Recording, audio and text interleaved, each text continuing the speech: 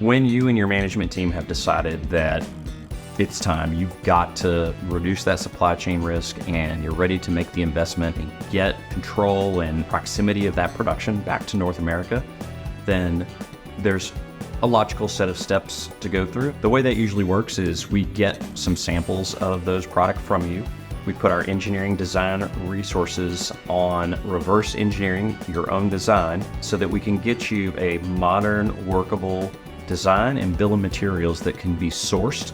But when it comes back, you've got to get back into a bill of materials that a North American contract manufacturer can work with. And we get you what hopefully is that same form, fit, and function, but now with all authorized parts and all sourceable in North America. So you have a reduced supply chain. The outcome of all this is that once we've done that work, you now have a design and a bill of materials in your possession that is tailor-made for North American production, and we're able to get you up and running.